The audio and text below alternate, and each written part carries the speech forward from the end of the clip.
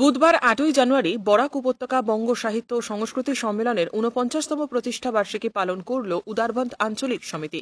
শুরুতে পতাকা উত্তোলন করেন আঞ্চলিক সমিতির সভাপতি ভাস্কর দাস, সঙ্গে ছিলেন জেলা সহ সভাপতি ব্রজেশ্বর সিংহ এবং কেন্দ্রীয় সমিতির আহ্বায়ক শ্রীযুক্ত অনিল পাল, প্রাক্তন কোষাধ্যক্ষ সুদীপ চক্রবর্তী, আঞ্চলিক সমিতির সাধারণ সম্পাদক নিহার কান্তি রায়, কোষাধ্যক্ষ দেবব্রত দেব কানুনগো, সাংস্কৃতিক সম্পাদক জয়া চক্রবর্তী সহ বহু বিশিষ্ট ব্যক্তি। এরপর সম্মেলনের কাজকর্ম আগামী দিনে কিভাবে এগিয়ে নিয়ে যাওয়া যায় তা নিয়ে আঞ্চলিক সমিতির কর্মকর্তাদের সুপরামর্শ দেন কেন্দ্রীয় কমিটির আহ্বায়ক শ্রীযুক্ত অনিল পাল।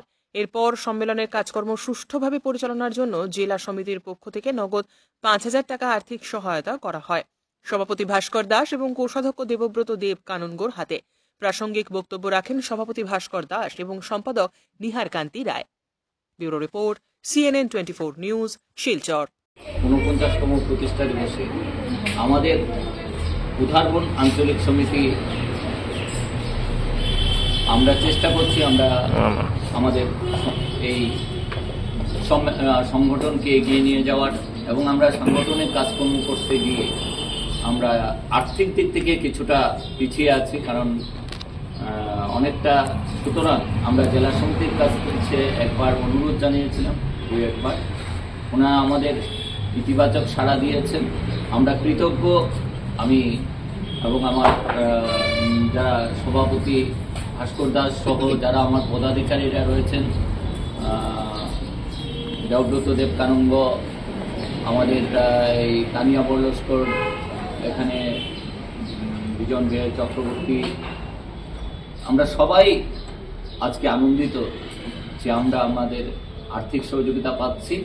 জেলা সমিতির এখানে প্রাক্তন কোষাধ্যক্ষ আমাদের বরাক উপত্যকা বঙ্গ সাহিত্য সংস্কৃতি সম্মেলনের জেলা সমিতির কোষাধ্যক্ষ, তাকে আমরা সুদীপ চক্রবর্তী, হয়তো আমাদের উদারবন্দেরই আমরা অত্যন্ত আনন্দিত যে উদারবন্দের আবার আমরা ওনাকে পেয়েছি আজকের দিন,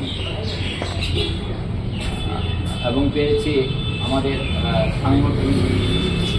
কেন্দ্রীয় কমিটির আহ্বায়ক কনভেনার শ্রীযুক্ত অনিল চন্দ্র পাল মহোদয়। তিনি অবসরপ্রাপ্ত শিক্ষক এবং বিভিন্ন